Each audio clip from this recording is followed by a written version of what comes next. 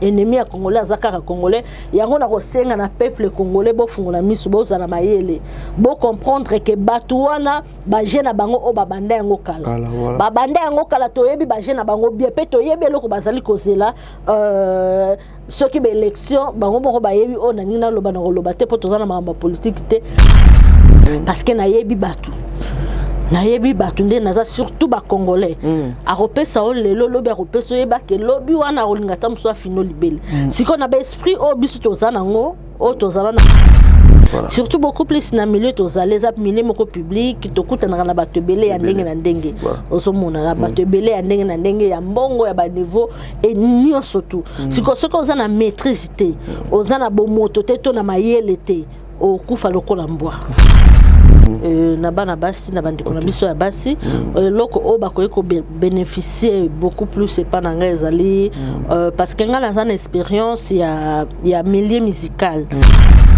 kolobake na kimimbula na eko batama na baleza vraiment bongo te bon là maintenant na zana casquette mususu ezali mais bon en gros il faut beaucoup réfléchir aux autres ngo na ndenge nini est-ce que on continue vraiment vino ezala ki ozo rambongo moko boye ya facilité l'argent sale c'est qu'on appelle oui c'est ça donc ça l'argent sale parce que bon au moins na vie ce qui na lobby que eloko boye la ngai peut-être ça nga pas si jamais na vie na ko sala yango bien peut-être na sala eloko moko boye la monique eloko na ko sala yango sous jamais na vie donc ko ba jamais ça va moi pas parce que vous êtes sur Top Média TV.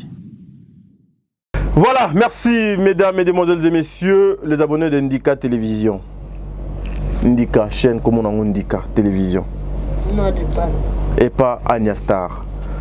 Balandi ya Sarato la télévision et pas maman Wikipédia.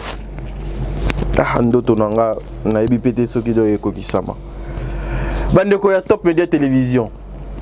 Le code de bonne conduite est bandi. Benga ba bon délivre.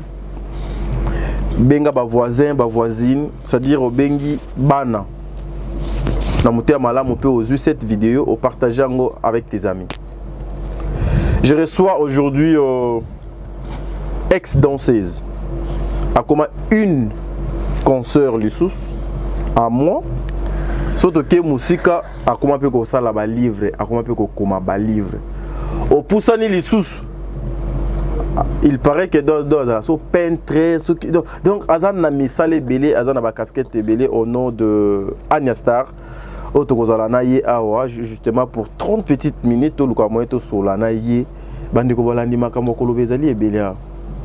c'est-à-dire cette émission Anya a préparé ça toute la nuit.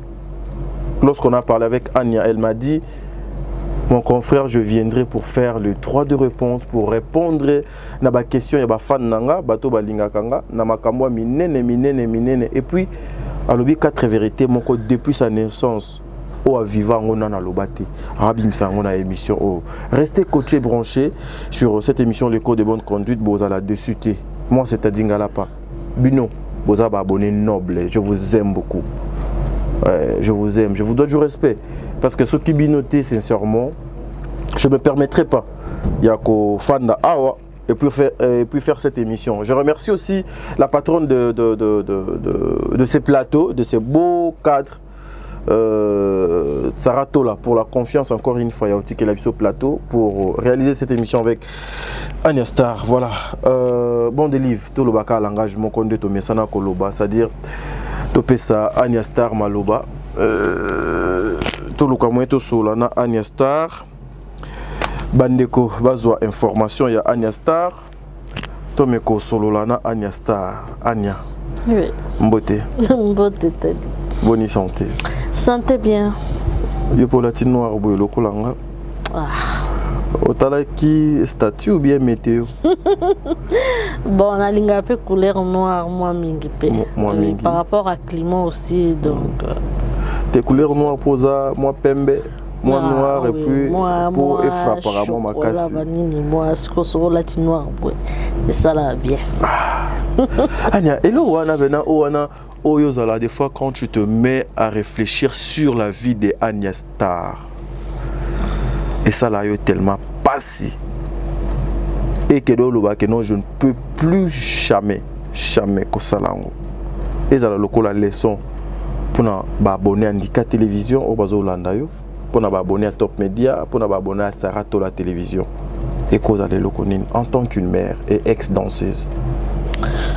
Bon, au moins na vie ce qui n'a lobby que eloko boyeye la ngai peut-être ça n'a pas si jamais na vie na ko sala yango bien peut-être na sala eloko moko boye la moni que eloko na ko sala yango sous jamais na vie donc koloba jamais ça va moi passe parce que la vie to sala toujours bien les erreurs donc donc toza ba aimer tant que tozo vivre on fera toujours des erreurs donc moi na zala vraiment eloko on a biké eloko et ça na ma be makasi donc bien là on a les cas ils ma bien koki jamais moi na lo babungo ezate donc c'est ça donc to na ça va quelque fort que maramusu terme oyo ke na bi ke oyo penza na koza les côté na ki marango mais il y a jamais penza za moi passe maman na vini Agnès Star. Aujourd'hui tu as laissé la musique. Mais au Kimambula n'est balé parce que au comment chroniquer son nom tout na question c'est quand on le bique na Kimambula n'est balé racite au long na musique oye na chronique musicale eza lokola kaka ozoko tourner ka juste au sali cercle vicieux ozaka tout autour ya nzela oyo tikaki. Qu'est-ce que Agnès Star apporte depuis que Agnès Star aza Anya? Aujourd'hui aussi vous avez un nom na quoi moko boye peso to tangi kombo ya Agnès Star ou bien kombo ya ba fioti mo boye on va citer ton nom. Qu'est-ce que les gens bakoki kotikala ou batikala na ngo ya malamu de la part ya Agnès Star parce que ce genre des émissions ce sont des enseignements maman. Ouais. Bon, kolobake na Kimimbula na ekobata men na baleza vraiment bongote. Bon là maintenant on a na casquette mususu, na casquette mususu.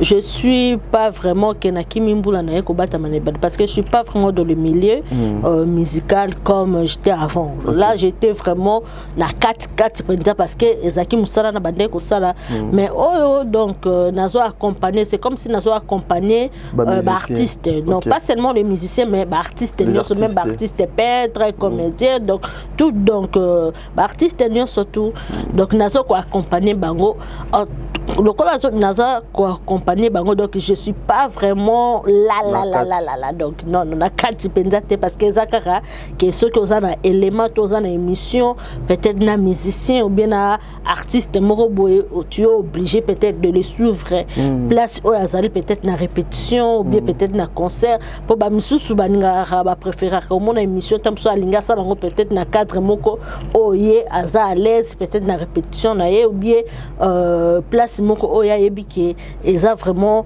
bien pour naie donc c'est ça donc pour na rokima koloba question na ya rokima mbula na kero bata mané balé.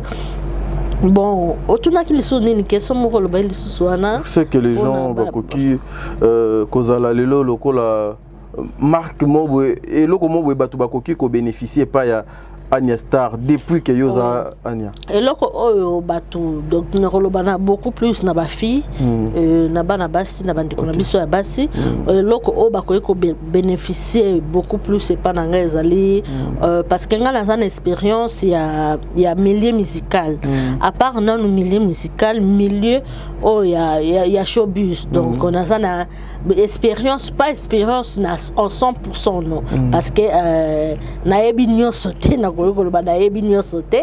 mais na sana moi expérience moi mayele o nazwi na nzela ya milieu wana ozomona o bango bakoki kozwepa na ngake ntango nazoloba likambo nayebi likambo o nazoloba ntango nazoloba peut-être na bafino ntango ozali na milieu musical to milieu moko ezali ya showbiz milieu moko public il faut kotambola bo il faut kozala na sagesse beaucoup plus na sagesse il faut kozala mayele ozala kitoko ozala nyonso to okoki kozala nango na nzoto na yo il faut vraiment qu'on se maîtriser. Il faut vraiment qu'on la poser na moto parce que ce que vous a posé te okuta na makambo belé.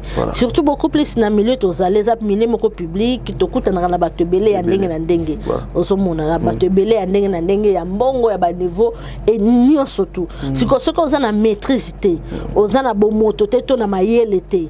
Au kufa lokola mbwa ozomona okufa lokola mbwa parce que tu verras au monde bato ya ndenge na ndenge bakoya ko proposer yo bakoya ko linga yo tu peux te trouver peut-être na 5 même 10 000 balles bazo lingo bango nyonso tu baza na mbongo ozomona siko soko za na maîtrise oza na maîtrise oza na kibomoto totalika na kozwa moi 1000 na kozwa moi 5000 na kozwa moi boy otie kibote na yo to otie succès oza nango obi bon na banda ko kongola ka bambongo wana nyonso tu ndenge bazo landanga pona succès nanga yeba ke otongi cimetière na yo donc ozo tonga tombe na yo il faut bazala na maîtrise ba tala beaucoup plus musala baza ko sala ba tala musala baza ko sala pona lelo te ba tala pe lobby musala o naza ko sala lobby e ko sala ndenge nini bazwango vraiment musala ndenge biso tozwango neti ngana zwango vraiment boulot peza na yebi ke ba ofuta ngambongo na ngai na ofuta ndaku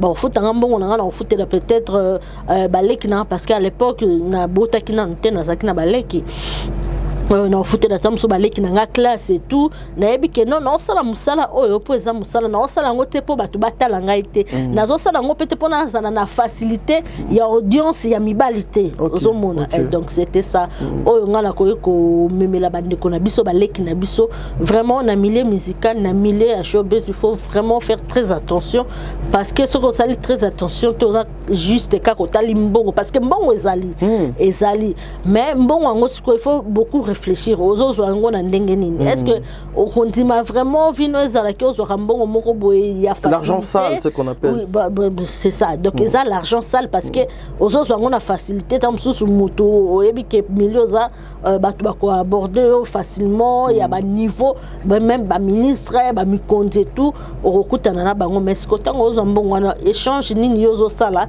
na bango po bango ba peso mbongo wana parce que na ko sote na Congo po muta kabela mbongo na ye omoni ngane na sana senga bato mbongo te onde balobaka matolo na kena bureau vie moko bona ke na osala ngote pe na sala ngote na osala ngote parce que na yebi bato nde naza surtout ba congolais a repesa o lelo lobi a repesa yeba ke lobi wana olinga tamso afino libele siko na ba esprit o biso tozana ngo o tozala nango pe bisika o to uta e ko simbate o simbate donc c'est ça donc basala musala yango na ndenge ya bien pour ba gagner mbongo na ndenge ya dignité sans que ba teka peut-être ntoto na bango parce que sukaka wana soko za mayelite sukaka wana ok que yo te boden ngalo la bête na phase na tete na ndenge système kuna tete yo chebwe non nga ona landela do geste nyonso na lingo tika mutu ka lisolote na lobite ko sukaka wana na ndenge yo lobi nyonso esuka wana donc c'est à dire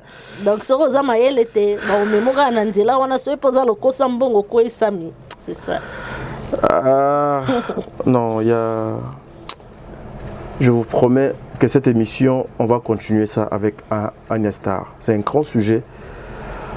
Eza Bajaria émission, on a ça là avec ma concert Saratola. C'est-à-dire, on apporte en plus dans ma personne, Oyo, Bazali, ba personnalité, Moko Boé, Batumoro Boé, Baza trop public, Basa la Kelo Moko Boé.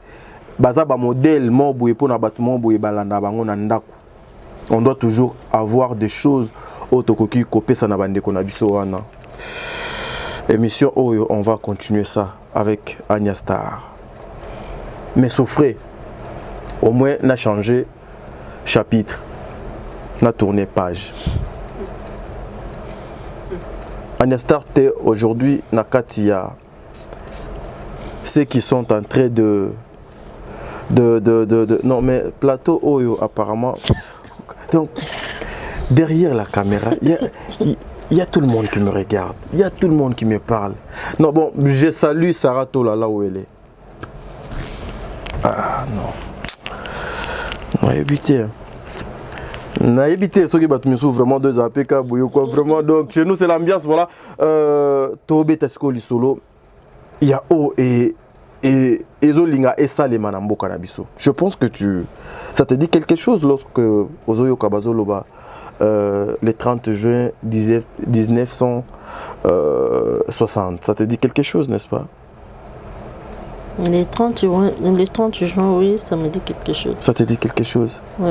Qu'est-ce qui s'est passé en date il y a 1960 na Congo? Na Congo, eza mukolo otozora lipandati mukolo o Congo et comment état indépendant? Oui, comment qui est indépendant, donc c'était le 30 juin. Parce que ma mère est née aussi le 30 juin. Ah, maman botama le 30 juin.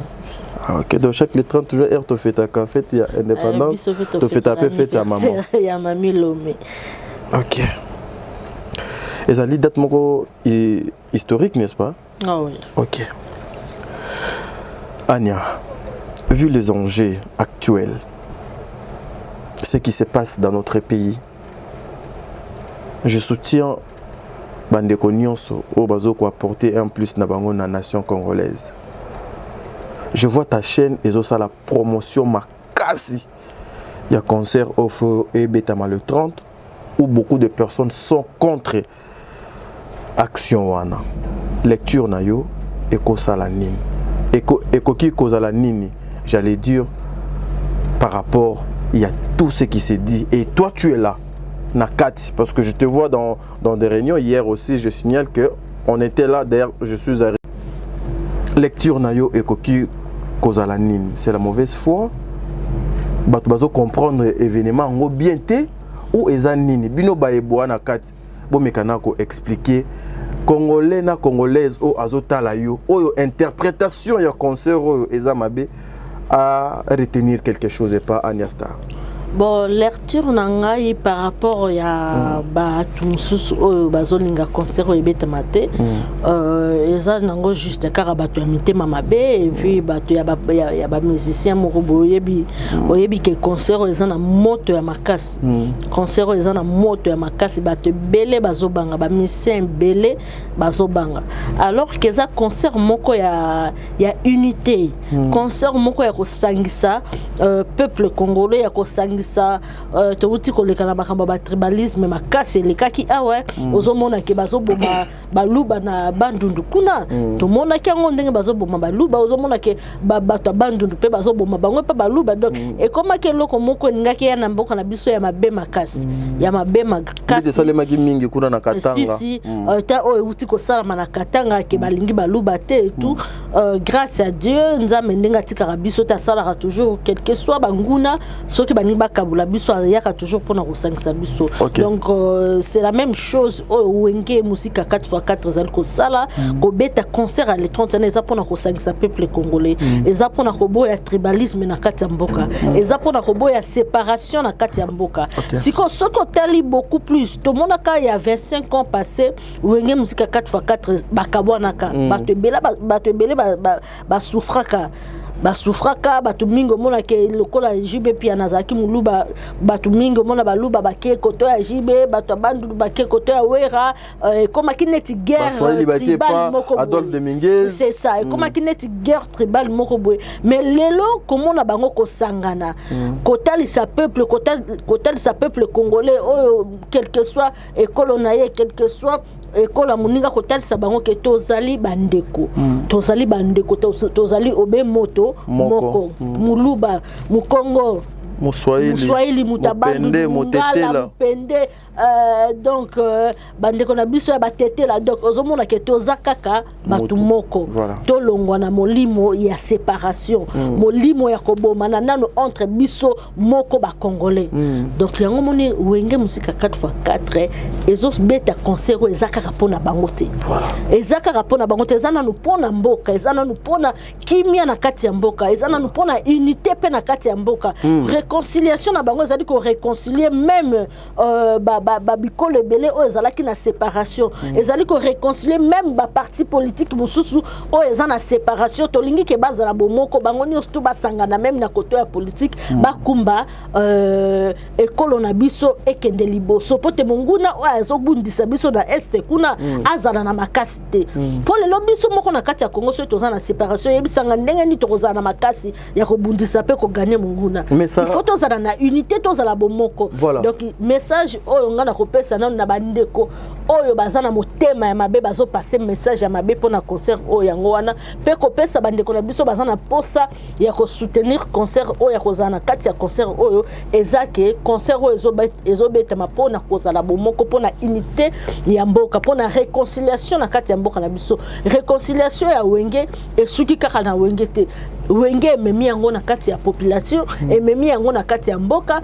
ememi yango na kati ya ba tribu nyonso tu oyo ezali na kati ya mboka na biso Congo même na kati ya ba politique ozomona donc moi je dirais ça ezali eloko moko ya kitoko oyo ya ko soutenir ezali projet moko vraiment ngai nazo sambela ke projet oyo esuka awate esuka awate ndenge ko betama le 30 juin et le 9 juillet ekoma tina Goma po ekene kopesa disusu kimia kuna na kati ya Goma ekoma tina ba pays Afrique ekoma même tina poto ozomona ekosala eloko moko ya malamu ya kitoko mingi e pona bandeko oyo bazolinga concert ezobeta mate na kotalisa soki otali mingi bandeko wana baza bandeko komona ke je vis message moko batindela kingai ya ba activiste soki de nini yango wana soko otali ba activiste na soko landeli bango baza batu moko ya parti moko boye ya parti moko ponga na yebi ponga pe na sana mamba politique nazala sana na bango déjà eza batu ya parti wana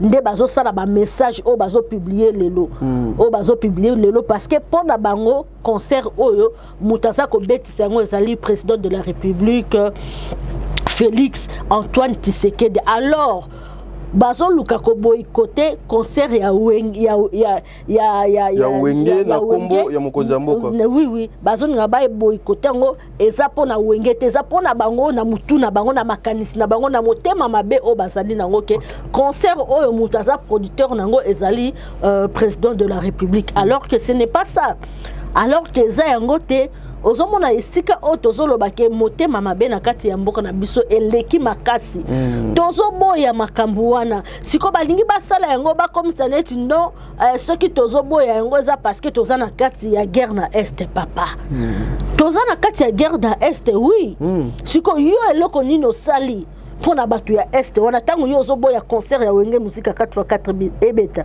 yo sali nini est-ce que bimisi parce que o melaka masanga chaque jour na surtout ngana zolo banona bato ngana yebi o bazo publier biloko wana na ba Facebook na ba réseaux sociaux na yebi bango bien parce que baza bato ba mela masanga tous les jours ba kena masanga tous les jours ba kena musala tous les jours ba kena ba bar ba boîte tous les jours siko yebi sanga eloko nini pe contribution na bango eza nini pour la guerre o eza na est voilà ngana nguna o azobundisa biso na est parce que pardon contribution ya wenge musique ezali ke concert o ekobeta mais le 30 juin bango bazui parti ya cacher na bango nanu ba musicien bati yango mupandi donc wana siko producteur yemo ko azupe pardon Ania wana siko nazotika yo zo continuer na besoin na chiro mo pilipili na monoko non y a pas de problème na moni déjà do mo mata no mo mata tenga tango lo ba vérité donc na kenda kama voilà yango na besoin na chiro mo pilipili boyende batu balingaka te tadi pourquoi okataka bango non eza lokola intérêt ya ba congolais na concert wana ezali nini sur le plan général. Oui, c'est ça, j'étais en train d'en profondeur et puis tu m'as coupé. Yango na bande koloba. Intérêt ya ba congolais ezali nini na concert wana. Voilà. Lelo ba congolais o ba koya na concert wana ba kofuta ba billet misu ba kofuta ba 5000 francs et tout. O ba koya na concert ya stade. Tant mususu azana moyen ya kozwa peut-être 1000 francs na été. Peut-être il y a 5000 francs na été ya kotine de la bande kona biso ya est kuna ozo mona to ya kosunga basi ya basoda na biso o bazali na est baza ko bunda na ba mama na biso baza violer na est kuna peut-être azana moyen ya kosala yango te en travers concert ya les 30 tango ya zo somba billet na ye azo contribuer mbala moko pona soutien pona bandeko bazana est contribution on eza direct na ndenge nini parce que caché ya ba musicien o ba pesi bongo pona concert ya le 30 ekozala donc ekozala te po eza déjà ya kokabwana ya kokabola donc balongo ba musicien balongo li parti ya caché na bango o batie mopandi pe mbongo o ekokota ba billet o ekotekama na concert wana producteur akolongo la partie ya ba billet o ekotekama na concert mbongo wana kosangisa yango na o ya caché ya ba musicien balongoli bakotinda yango na este pona kosunga ba soda na biso o bazako bunda na este kuna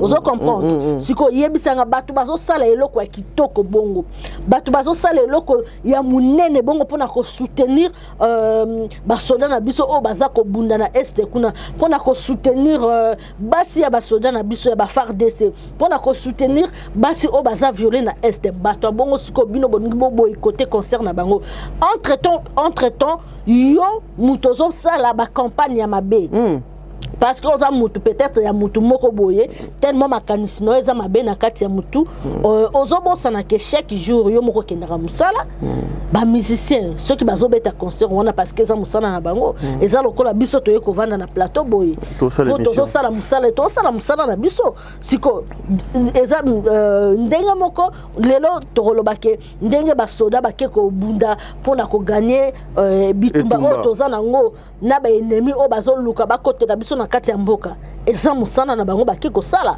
c'est la même chose na ba musicien siko yo ngo boyela bango eloko oyo ko contribuer na kati ya lisungi ya basoda na biso oyo misusu ta musu to yebite soki bakozonga batiki bana na basi yo ngo boyela bango eloko ya bongo entre temps yo kokende boîte osombi bouteille ya champagne osombi bakazier sona bango basombaka wana soki ya ba Heineken o contribuer ata na $1 te mais ozoya Ernest tout na réseaux sociaux concert ebeta mate ko pona nini motema mabeboy ozomona ke biso na Congo awa ennemi o balobaka ennemi ya congolais azakaka congolais voilà ennemi ya congolais azakaka congolais yango na kosenga na peuple congolais bo fungola misu bo za na mayele bo comprendre que batuana ba jeune bango o babanda yango kala babanda yango kala toyebi ba jeune bango bien pe toyebi eloko bazali kozela ceux qui ba élection bango moko bayebi o na nina loba na loba te po tozana mamba politique te batika pe peuple congolais zala mayele fungola misu bo landa batuana te baza bato ya motema mabe balingi évolution ya mboka na biso te balingi mboka na biso ekende liboso te balingi unité ezala na kati ya mboka na biso te balingi bolingo ezala na kati ya mboka na biso te balingi kosangana ezala na kati ya mboka na biso te baza bato baza na molimo ya séparation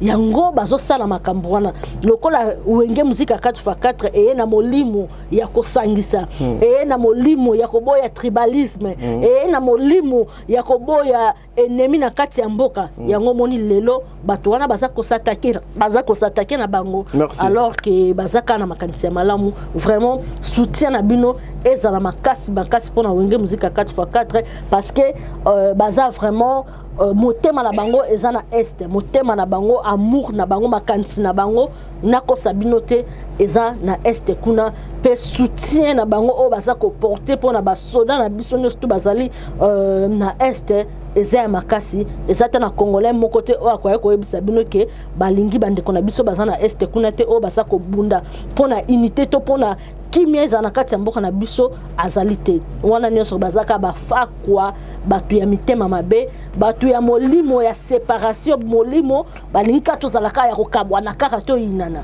donc c'est ça. Voilà, merci cette émission on allait encore faire plus on allait Tolinga Kito qui est trop loin mais la télé c'est le temps émission spéciale JB Mpiana. Moi je dédie cette émission à JB Mpiana, papa chéri moto Pamba. Émission ezali dédicace. Émission est spéciale pour na JB Mpiana. Lorsque je parle de JB Mpiana, je vois famille Wenge, Yangiama, Ya Noël.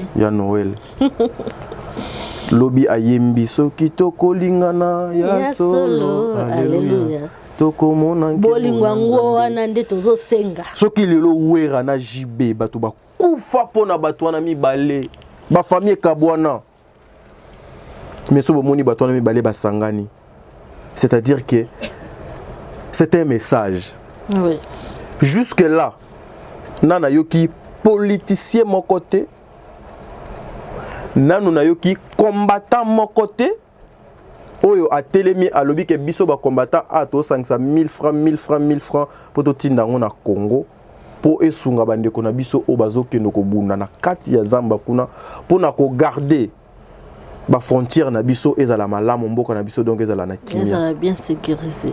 Mais c'est toujours les musiciens ici. Vous savez hein, koko mana niveau ya ko réfléchir que ne toza to beta concert, il y a siècle, événement, on doit salémater que tout le monde attendait, que nous prenons cet argent.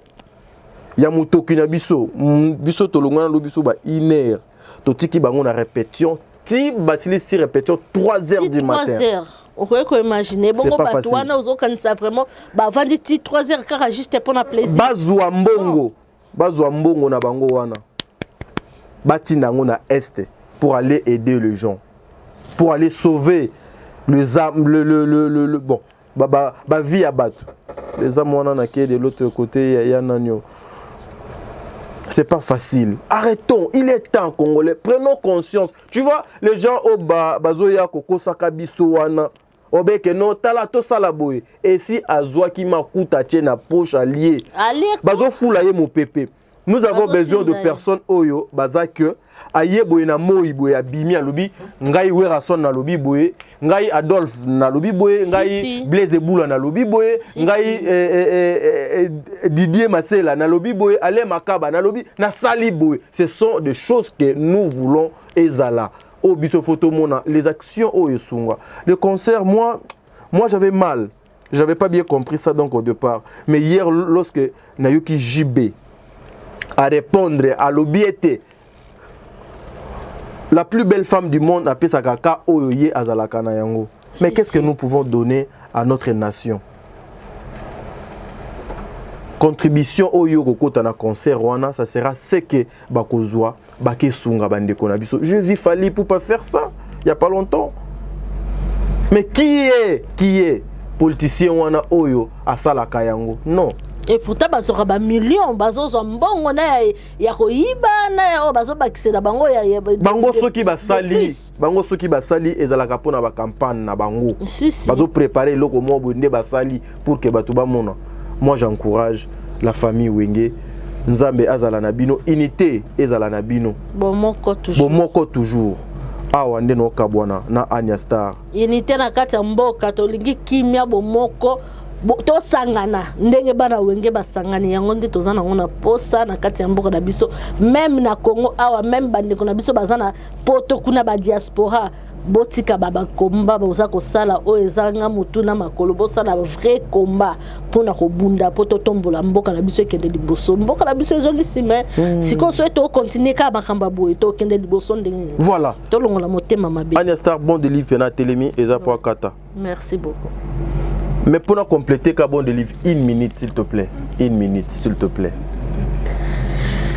C'est qu'a dit JB. Le médecin congolais, qui n'a qu'un hôpital. Le menuisier, qui n'a menuiserie na bango. Le journaliste, qui a la émission na bango. Le politicien, qui a la politique.